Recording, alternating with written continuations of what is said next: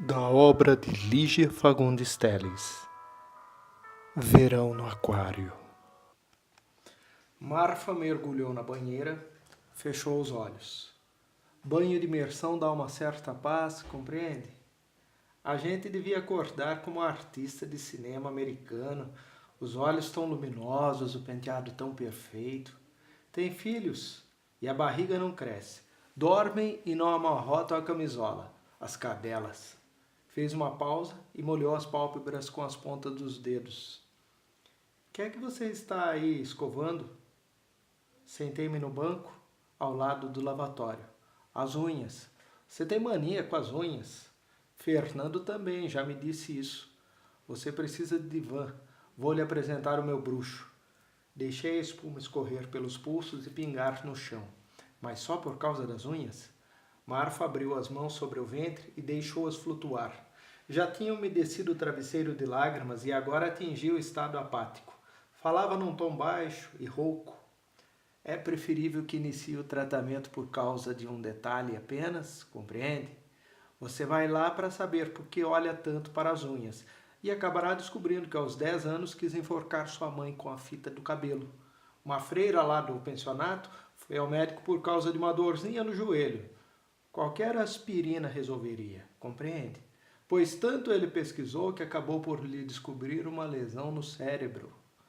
Com os negócios da alma, vai ver assim também. De dor em dor, o psicanalista chega à raiz da dor. E se não solucionar, pelo menos, esclarece. Eles só me darão palavras, Marfa. E meu vocabulário já é enorme. Mas o que queria que te dissessem? Não será nenhum desses bruxos que vai te fazer uma concertista, compreende? Nem te darão embrulhado em celofane o homem amado. O que eles fazem é ouvir as historinhas que a gente vai contando, o que já é muito.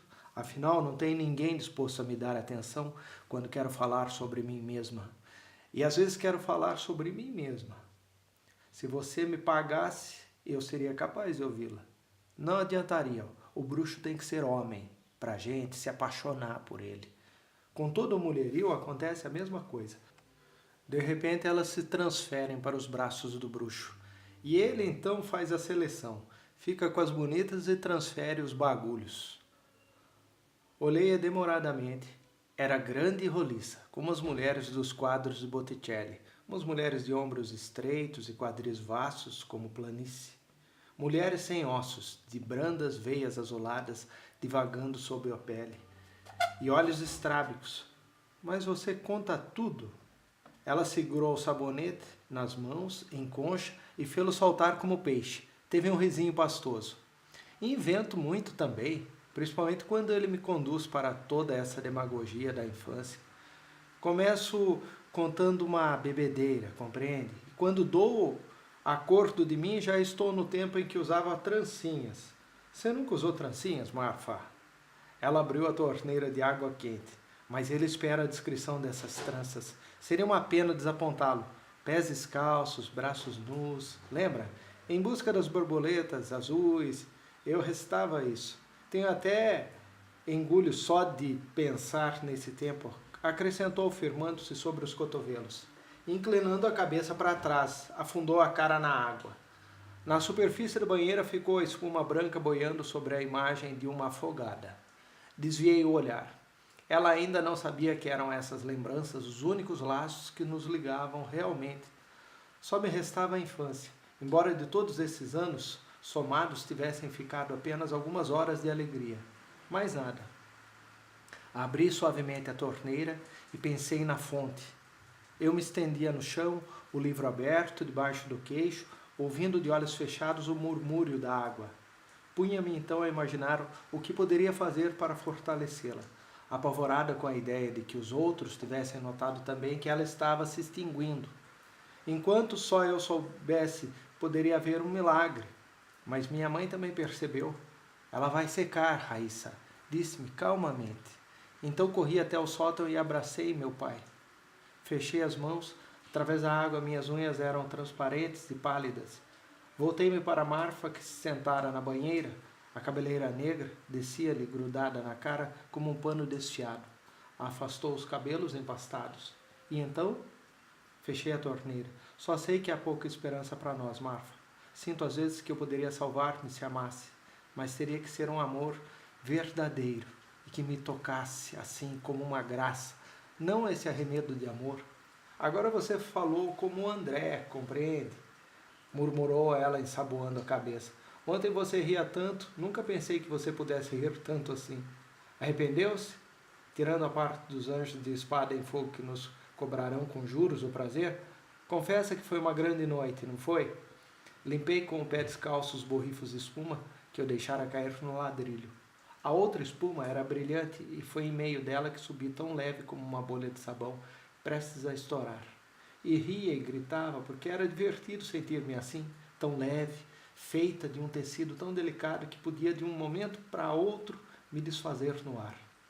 Depois a espuma cristalizou-se e se transformou em grandes flores louras, como a cabeleira igual à minha.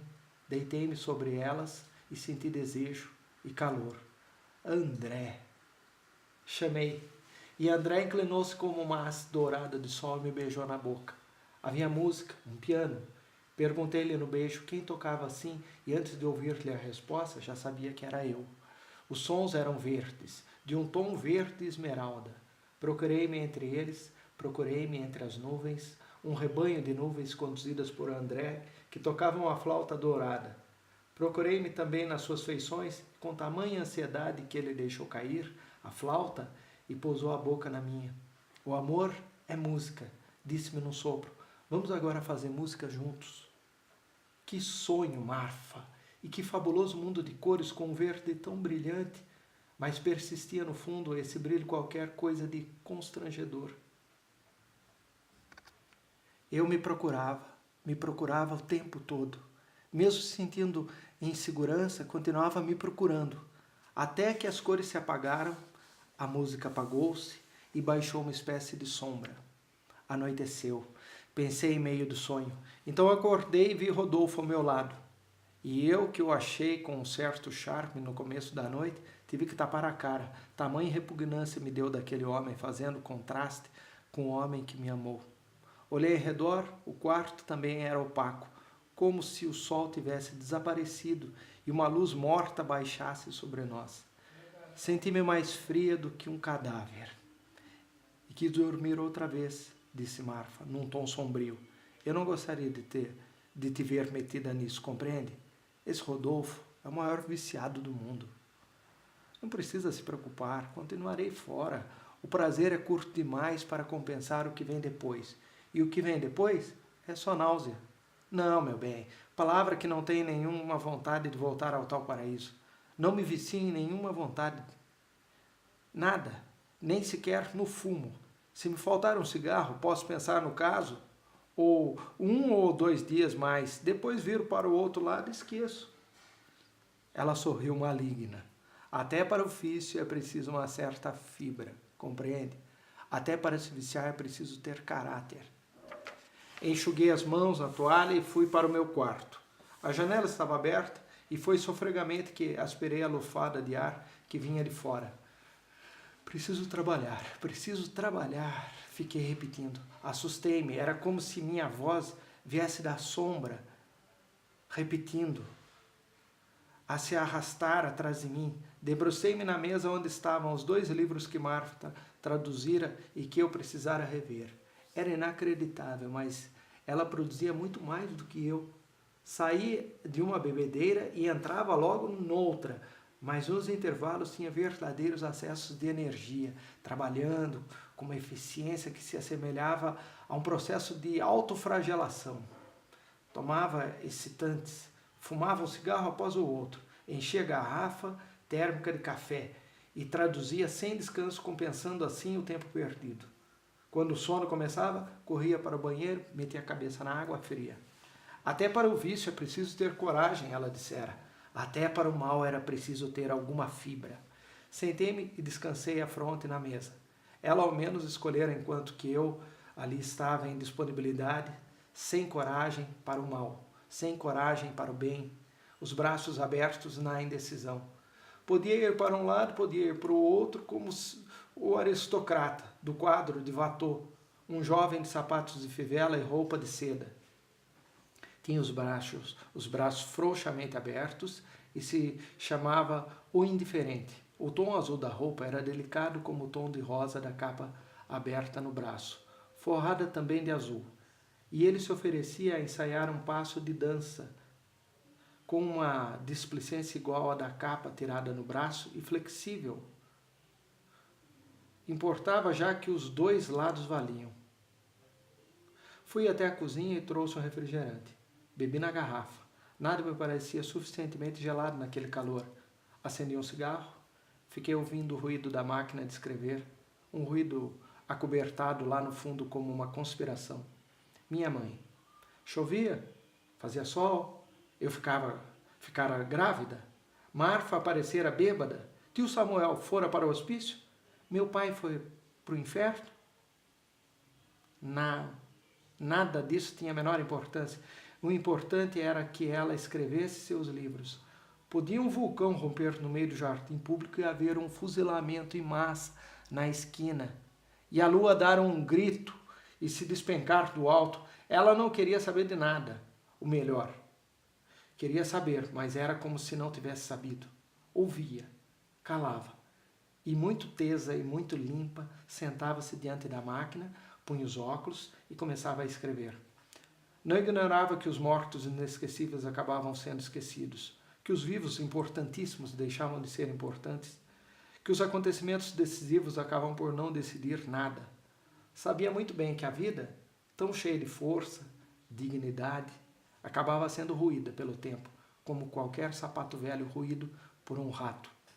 Ela sabia muito bem de tudo isso. Meu pai, tia Graciana, tio Samuel, Marfa, eu, vivos e mortos, podiam se arremessar contra ela como uma onda estourando na pedra. A espuma crescia e se desfazia no ar, mas a pedra ficava. Era preciso apenas recolher as notas dispersas como faz o caramujo ao captar no bojo a música do mar. Guardar o útil e deitar fora o inútil. E que perita ela se tornara nessa arte de selecionar. Que importância meu pai ou eu podíamos ter? Nós dois, tão desfibrados, tão frágeis, com nosso medo da morte, com nosso medo da vida. Que importância? Não, mamãezinha, se ao menos tivéssemos sabido aprender as lições admiráveis dos seus livros, recheados de personagens mais admiráveis ainda. É bem verdade que o cotidiano não existia para esses heróis. Mas que importava o cotidiano com suas espinhas de peixe e suas moscas eletrocutadas no fio? O cotidiano, tão perecível como meu pai, como eu. Ah, mamãezinha, faça com que fique alguma coisa de nós. Não vai aproveitar nos seus livros nem ao menos nossos olhos, hein? Nossos perplexos olhos azuis. Ele podia ter me dito qualquer coisa. No entanto, olhou-me através das pedras e não disse nada. Cheirava a hortelã. Até na morte prosseguia, tentando ingenuamente disfarçar o cheiro de morte, de álcool. Dava-me os tubos vazios que eu recebia com entusiasmo, embora eu não soubesse o que fazer com eles. Eram pequenos para os lápis e de diâmetro demasiado estreito para minha coleção de pedregulhos, principalmente para aquele em forma de coração. Um coração cinzento com um rachão no meio. Levei-o ao meu pai para fazer um curativo. Ele examinou com a maior serenidade, como se ainda estivesse no balcão da farmácia. Esse vai ser difícil de cicatrizar. Marfa ainda está no banho? Reacendi o cigarro, apagado sob a crosta da cinza. Minha mãe me observava a traição. Soprei a fumaça e voltei-me. O gosto já não é o mesmo, disse eu soprando a brasa. Não adianta ressuscitá-los. Eles nunca mais serão como antes. Isso acontece com cigarros. E com gente também. Lázaro não ressuscitou igual, aposto. Ficou depois um outro homem. Não é assim que se diz? Para pior, é certo. Ela me olhou, penalizada. Um raio de luz batia em seus cabelos, dando-lhe um brilho quente. Podia tingi-los, mas preferia deixá-los assim, docemente castanho-grisalhos, penteados para trás. O perfume discreto, o discreto colorido da boca e os olhos largos e luminosos irradiando uma luz que a envolvia como uma aura. Era jovem, mas não era mais jovem. Estava vestida para sair, mas não ia sair. Raíssa, ouvi um gemido. Perguntei da porta se ela estava bem e respondeu-me que sim, mas você não quer ver? Arranquei as sandálias e esfreguei no chão os pés descalços. Você não sente calor, mamãe?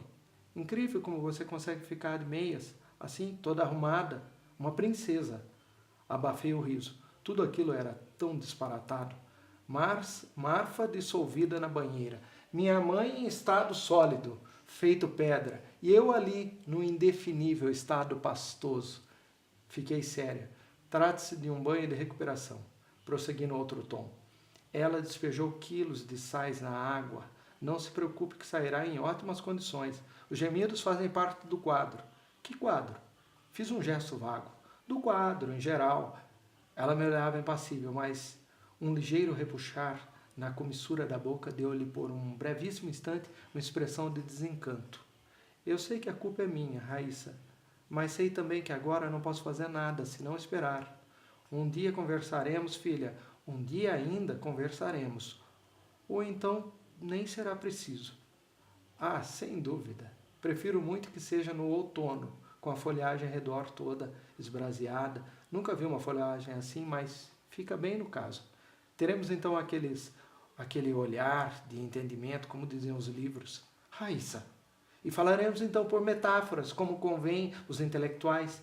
Direi logo de início, por exemplo, que os anos tombam sobre você como folhas. Tombam e resvalam para o chão e você continua igual. Raíssa, chega! Mas se é verdade, você está tão bonita. Há anos que te vejo assim como nessa hora. A mulher é eterna. Ela fixou em mim um olhar tranquilo. Tranquilo demais para ser tranquilo. Pensei apanhando a garrafa de vodka em cima da mesa. Quer?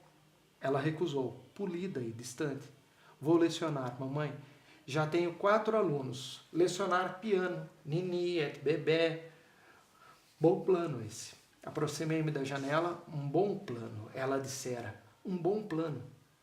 Bebi no cálice em pequeninos goles e senti a mesma náusea da noite anterior, quando acordei e vi Rodolfo ao meu lado. Prosseguir na carreira não era um plano melhor ainda? E vou também escrever uma peça, disse rapidamente. Uma peça que se passa no banheiro. Você sabe, as conversas mais íntimas, as confidências mais importantes, a gente faz no banheiro e é o lugar ideal para as confissões. Nem diga. Agora ela devia estar sorrindo. Debrucei-me na janela. Seus heróis não frequentam o banheiro. Imagine que vulgar. Mas os meus não saem dele. Ou melhor, podem sair, mas logo entram outros em seguida. Há uma reunião na casa. O banheiro está concorridíssimo. Então o mulherio entra e sai. E nesse ir e vir a história vai se encadeando. Os anti-heróis. O pedaço mais chocante é quando entra um tipo com a namorada e se fecha lá dentro. A mulher enciumada tem que arrombar a porta. Uma loucura. Eu sei que você não gosta de chocar o leitor, mas minha escola já é outra. Assim que melhorar, vou escrever esse drama. Mas você está doente? Eu não chamaria de doença. Você sabe, mãezinha, cometi um deslize no linguajar de tia Graciana. Então eu tive que tomar aquelas providências tão deprimentes. Eu sei, mas fazem parte da vida, como dizem os tangos. No silêncio ferido por pequenos ruídos que vinham lá de fora, pude ouvir as batidas do meu coração. Adivinhava a formação do vinco entre suas sobrancelhas, e assim que surgia esse vinco, começava todo um processo de devastação que lhe tomava a face inteira. Era como se debaixo daquela pele lisa dormisse uma rede de rugas. Ao primeiro puxão vinha a superfície, e aquela beleza toda que resistia na serenidade perdia-se então pelas gretas. Vai recorrer agora ao exercício de respiração e yoga, pensei, dando-lhe algum tempo para se recompor. Cheguei a contar até 10, dilatei o prazo, vá lá, até 15. Em seguida voltei-me, o quarto estava vazio. Sentei-me e comecei a trabalhar na revisão, mas a cabeça pesava e era insuportável o contato do papel que parecia queimar minha mão. Por que esse calor? Deixei cair a caneta. Estou só. Logo existo. Eis uma oportuna paródia para um dia de ressaca e solidão. Abri a mão em cima da gravura que eu pregara com taxas na parede. Havia uma rosa de Van Gogh que tinha a mesma cor da minha mão. Rosas num pote verde. Tão inocentes, não? Um pote verde com rosas. Contudo, bastava olhar mais demoradamente para surgir a primeira dúvida. Eram rosas vermelhas, brancas, amarelas. Todas as cores do mundo se empastavam nas pétalas entumecidas e que desabrochavam em labirintos escalavrados pelo pincel, na ânsia de encontrar uma saída. Em vão ele abrira talhos profundos na massa espessa das corolas, rodando pelos mesmos caminhos como um viajante perdido na mata. Havia esperança? A resposta vinha do sangue que as pétalas gretadas iam vertendo. Enquanto houver desespero, diziam elas, haverá luta, e na luta está a salvação. Bati com os punhos fechados nos joelhos. Por que eu dissera aquilo à minha mãe? Por quê? Era como se ao meu lado houvesse uma outra raiz, a me vigiar para que não esmorecesse nunca, para que prosseguisse agredindo, porque assim tínhamos esperança, podia haver nessa luta. E o que me impelia a lutar? O ódio? O amor? É certo que às vezes reagia com a coragem daquele pincel, abrir caminhos num ardor que podia tanto fazer parte de uma defesa como de um ataque. Eram os momentos em que acreditava na minha vocação e achava possível dominar a vida. Novamente, o piano. A fé na carreira faria renascer minha fé na vida. E amando a vida, eu amaria mais a Deus. Haveria de amá-lo com o mesmo cego ardor que o amei na infância, quando me alvoroçava como um grão de pó a se aninhar humilde na sola das suas sandálias. Aqui estou, meu pai, aqui estou. Abri o vidro de óleo de amêndoas e nele fui mergulhando as pontas dos dedos. Um cheiro adocicado espalhou-se no ar. Com o pauzinho de laranjeira afastei a película das unhas para que nelas penetrasse o óleo. Mas Deus não usava sandálias. Só Jesus as tinha usado um dia. Jesus talvez me entendesse mais. Ele que já estivera entre nós, que já chorara como nós, e como nós sentara num banco e sentir o mesmo desespero, o mesmo vazio. Enxuguei os dedos num pedaço de algodão e o mesmo calor. Incrível como havia gente que naquele momento mesmo construía casas ou consertava estradas. Gente levantando pedacinhos de folhas, pesadíssimos halteres, quando a solução seria sentar-se à beira do caminho e ali ficar imóvel, vendo os outros irem passando na corrida. Lembrei-me da frigideira humana daquele velho parque de diversões. No centro de uma enorme prancha redonda, irradiando um clarão metálico, exatamente como o fundo de uma frigideira. A gente se amontoava, uns agarrando seus outros, enquanto a prancha se punha em movimento, girando mais depressa, mais depressa, mais depressa. Aos poucos, uma por uma, as pessoas iam rolando como fardos até as bordas da prancha, para dali serem cuspidas. Caíam num chão acolchoado, é certo, mas em meio à vaia dos espectadores. Agarrei-me em Diogo e no moço gorducho que se colocava ao chão como uma lesma. Mas o moço desvencilhou-se de mim e numa das voltas, para não ser cuspido também, Diogo me soltou. Quando a prancha arrefeceu a velocidade, só ficou Diogo no meio, estatelado de bruços até o fim. Você me abandonou, queixei-me. Quando viu que eu ia rolar, largou minha mão. Ele então sorriu e ofereceu-me um pacote de pipocas. Você estava perdida, Zazá. Que ao menos um de nós dois se salvasse para ganhar o troféu. Sacudi a estatueta de gesso colorida. Era um menino com cara de anão, comendo pitangas. E o troféu? É isso? Perguntei. Ele encheu a boca de pipoca. Não interessa o que se ganha ou perde. O que interessa é o jogo. Com o que vem em seguida, a gente faz assim, acrescentou ele, deixando a estatueta nas mãos de um vendedor de balões. Eu era feliz com ele, disse a Marfa, que entrava vagarosamente enrolada na toalha de banho. Feliz com quem? Com o Diogo. Já sei, você vai dizer que eu me queixava quando estava com ele, que queria me ver livre. Mas é que no presente a gente nunca sabe se é feliz ou não. Só depois que passa tudo é que se avalia. Ela sentou-se na cama e polvilhou os pés num talco. Mas então não adianta ser feliz nunca, se na época nem se aproveita, compreende? Encolheu os ombros e pôs-se a vestir. Hoje o Rodolfo vai dar uma festa fantasia. Despedida de um tipo que vai para a legião estrangeira. Não existe mais a legião estrangeira? Não, é pena. Aí estava um bom lugar para os homens irem. Mas e a festa? Cravei o olhar no quadro das rosas. Pareciam agora mais pálidas em meio dos laivos de sangue. Não contem comigo, Marfa. Vocês me aborrecem com esse cinismo. Sempre as mesmas frases, os mesmos gestos. Cansativo. E a verdade é que ainda tenho a chama. Sabe o que é? Chama. Quero viver no claro. Quero participar. Já não suporto essa apatia de bêbado crônico, que nem sabe se amanheceu. O egoísmo de ficarmos à margem de tudo, olhando o próprio umbigo. Tenho nojo do umbigo, compreende? Levantei-me e encarei-a. Deus vomitará os mornos. Está na Bíblia? Está na Bíblia. Ela fechou o zíper da saia, arregaçou as mangas da blusa e desatou a rir. Ficou séria para pintar os olhos e em seguida voltou-se para mim. Eram singularmente belos aqueles olhos estrábicos. Ela fechou o zíper da saia. Impressionante, Raíssa, como você está ficando parecida com o André. Ele também já me falou nessa história de tomar partido e sair de espada em punho para salvar, já não sei mais o que, provavelmente o mundo, compreende? Mas está visto que não podemos salvar nada.